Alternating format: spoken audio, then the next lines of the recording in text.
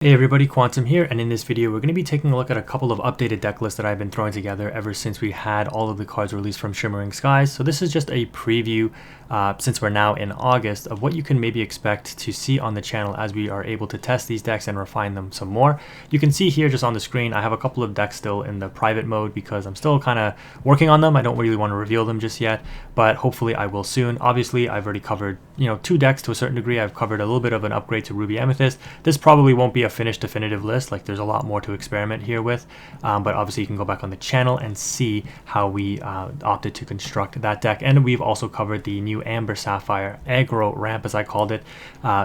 Pretty awesome deck in my opinion, really fun to play. Haven't really seen a play pattern like this in Lorcana yet, not even in set 1 when this was an ink pairing that people would use, so I'm glad to see that this ink pairing is coming back because I do think ramping into a Surfer Stitch is absolutely crazy and really nice. But some of the other things that I wanted to address here is like what happens to Ruby Sapphire, what happens to Amber Amethyst. This was an aggro deck, does it get better now with the new Daisy deck? Absolutely, but how does it play? What does it have to consider now in the meta? How does Emerald Steel Discard move forward with the Bucky errata? Is Amethyst Sapphire going to be a deck to be played now because we have the Merlin tutor shift, right? The first real tutor we have in the game. What about all the new Amber and Ruby pairings that we can have now potentially? So we'll cover a few of these very briefly and let me know in the comment section below what you want to see. The first one I'll start off with is a little bit of a meme build, or maybe not, we'll see, right? But I'm opting to adapt Ruby Sapphire away from, just like I did in set 4, away from the traditional let's just ramp to get to the removal options of like Maleficent Dragons and Madame Medusas and Be Prepared and whatnot. And I'm opting to play more of a tempo-oriented control variant.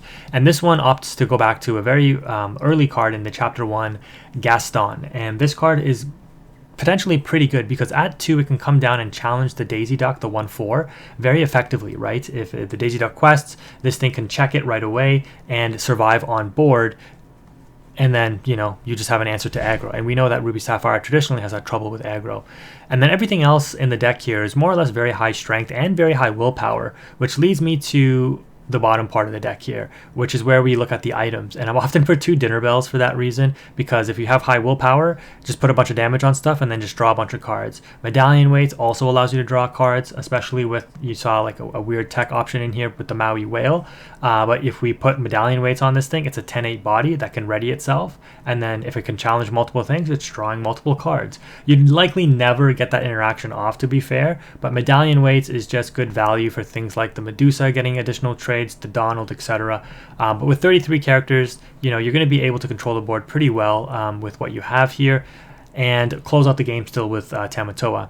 What you'll notice right away though is there's not a lot of ramp in here. There's not even Fishbone Quill anymore because we're opting for, again, more of a control oriented build, not a ramp heavy build. We still have the How Far All Goes because we would like to ramp in a certain degree because we also are still playing the Donald, which will allow us to drop something like the Maui Whale a little early if we want.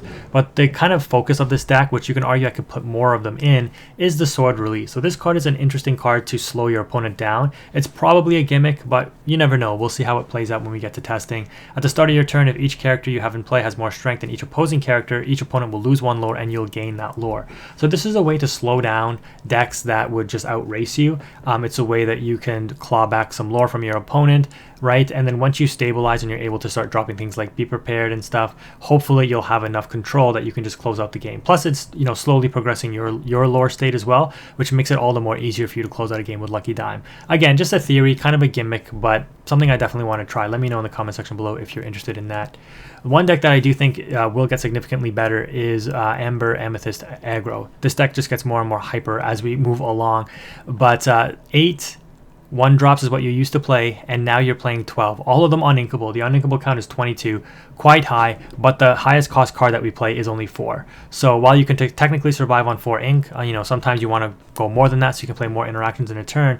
But this deck just hits the ground running and just runs with it. On the play, I don't think there's almost anything that can compete with this, at least right now, but we'll find out soon enough in the meta. As for the 2-drop slot, you're playing a total of 12 as well. The Wendy Darling is questionable, but it's still a decent questing body with a decent willpower stat line to get you over the line if you need to. And then once you hit 3, you're just aiming to protect what you played on turns 1 and turn 2. Ideally, you don't need to play the Mim Snake unless you have a vulnerable threat in one of the Lilo or the Maleficent, because the Daisy Duck can hold its own on turn 1. It can be exerted, and your opponent likely can't out it on turn 1 anyways. But the Madam Mim Snake can bounce back the Lilo or the Maleficent. You can redrop them obviously later on so that they're ready to not challenged or will be challenged to get outed. But if you are able to survive your 1 and 2 drops, and then you drop a 3-drop Bodyguard, it's like you're going to get so much more value off of these guys questing. Then of course you play more bounce cards to protect your weaker aggro threats to bounce back to hand. And then things like the Dolores, questing for 2, being a 3/3 body is relevant, and it also gets you some card draw is really interesting as well. And then, rabbits, while they are very good, especially since you do play a lot of the bounce, even the new Mim Elephant is what I've opted to put in my deck here. This is not a card that you necessarily absolutely need to play. Like, it's really nice to just drop this and just know that I'm going to quest for 1 or draw a card, basically, if my opponent outs it. So, it's good for that, but you're not looking to, like, cycle control card draw with this, right? You're just looking to dump your hand on field and win the game as quickly as possible. What's also interesting is this new card, Gathering Knowledge and Wisdom. It's just straight up gain 2 lore for 2. It's uninkable, but for an aggro strategy, that seems pretty nice, right? Just like gain 2 lore out of nowhere. That's just ridiculous in my opinion for this kind of deck. It's like in a vacuum, this card can seem really good, but overall I don't think it's very good. But like in this deck, it could actually be insane. 1 spellbook, so if we see it, okay. If we don't see it, it should be fine. And then I'm opting to play for the library. I think you can also opt to play the Chromacon item for Amethyst, which allows you and your opponent to both draw a card. It's a 2-cost inkable item, but I've opted for this instead because if you don't see a bodyguard, which is unlikely since you play like 10 of them, you can also drop this, and if your board doesn't get outed, you can on the next turn move all your aggro threats to the library, then quest with everything. Now your opponent has the decision to say, okay, he doesn't have a bodyguard obviously, but like do I try to take out the location if I even can? It's 8 willpower, or do I take out the aggro threats and let them draw? Because if they take out the location, you're like, okay, fine, I'm just going to quest again with like 4 or 6 or whatever lore, and then I still have these threats on board, and then maybe I drop the bodyguard the turn after that, right? It's just like, holy crap, pick your poison. Do you let them draw, or do you try to out the aggro threats, right? So kind of interesting deck, and it should be fairly cheap. 207. What's the most expensive thing in here? Probably the Daisy Duck, at least right now because it's pre-release prices. And then this card shouldn't be very expensive, I don't think. But it is a very good card. I mean, any Mim card is going to be good because it bounces. But yeah, everything else in here is like common. So yeah, this should be a pretty affordable deck, or like old rares. The new Emerald Steel, without Bucky, I think still has an identity, and I would like it should still have an identity even without set 5 stuff. But the thing that really pushes this deck over the line, in my opinion, is going to be the Prince John's Mirror. I could be wrong, but to me, this card seems like it will be a meta-defining card. Because think about like the dominance of Ruby Amethyst. You drop this against Ruby Amethyst, they're cooked, right? Like what do? They have no item removal, and now they can only play with 3 cards in hand. If you play this in like a whole new world version of a deck, and you whole new world your opponent, you pass it over to them, they have 8 cards in hand, right? Because they draw for turn. If they can't out the item, or they can't drop their hand fast enough, they're going to be discarding like 3, 4, 5 cards, right? In order to match the condition here, to have only 3 cards in hand at the end of their turn. And then if you have a Prince John in play, if they're discarding anything, you are going to be drawing off of that Prince John. So similar to what this deck did in set 4, in set 3, and during the Stitch set championships, where it played things like Friar Tucks and whatnot.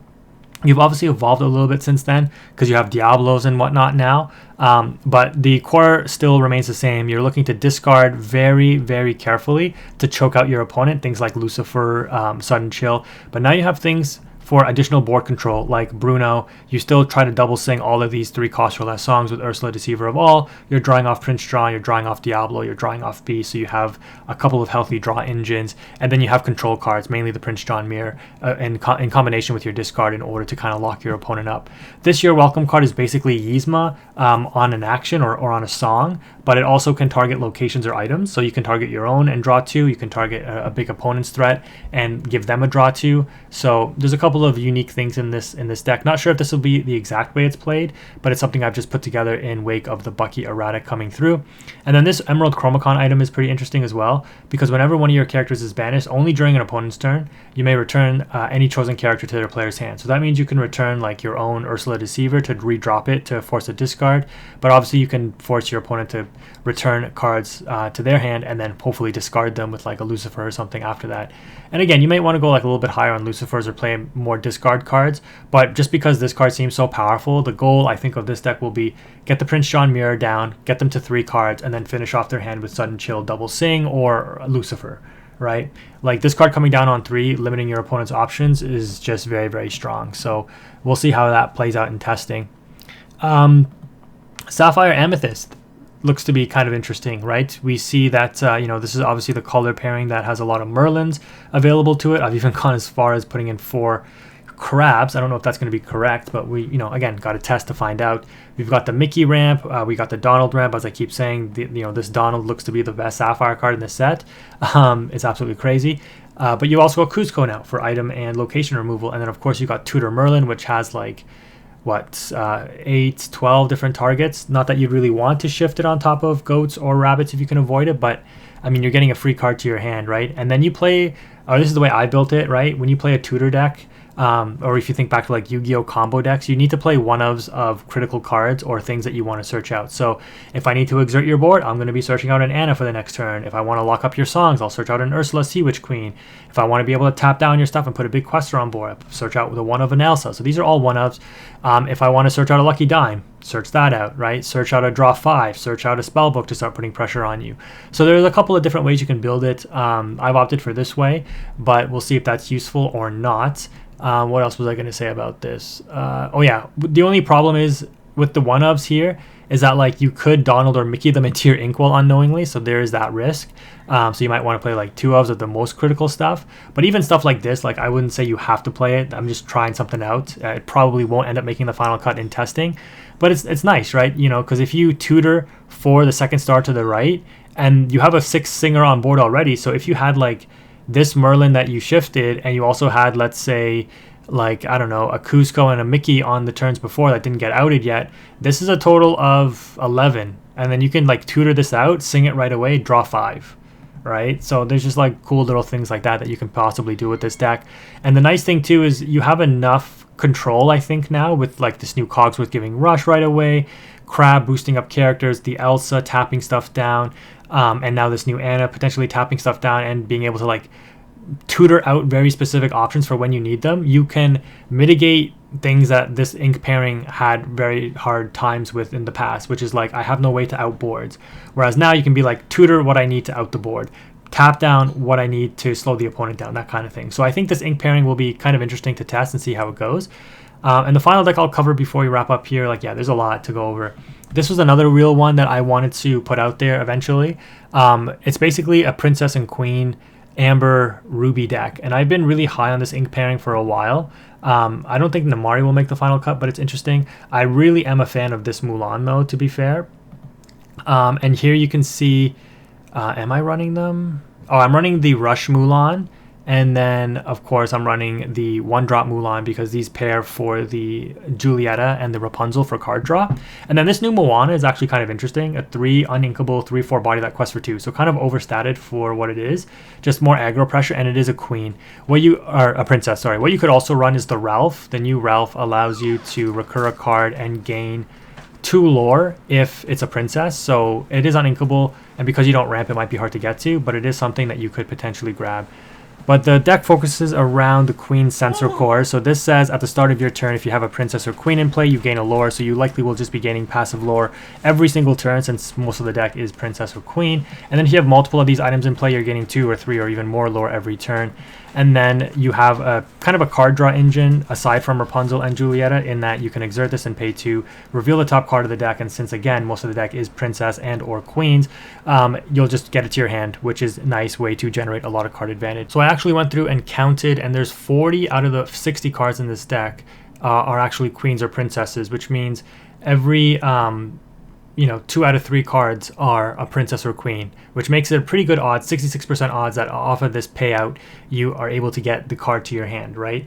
So that's pretty good. And again, you can also play with the ratios.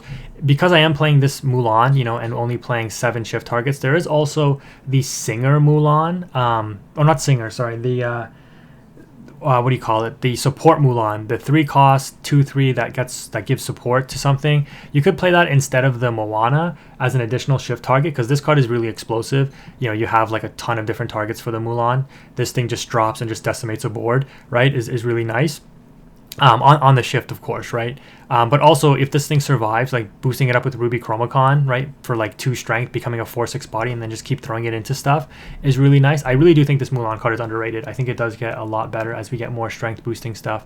But this is a really interesting deck I really wanted to try. I think it should have enough to deal with opposing boards thanks to like these rush characters, and then like the strength boosting of Ruby Chromacon, and then some of your top end, which allows you to just control the board a little bit more. And I really do think the Queen is one of the best cards in the game. Like every Amber deck I build, I always gravitate towards putting this in there, just because it's such a powerful, first of all, such a powerful shift on 2 if you get that line, and just a powerful card overall to control the board state. But anyways, guys, that's going to wrap it up for this video. We covered a couple of decks in there. Let me know in the comment section below what you are most excited to see. Thank you again for watching. Quantum is out.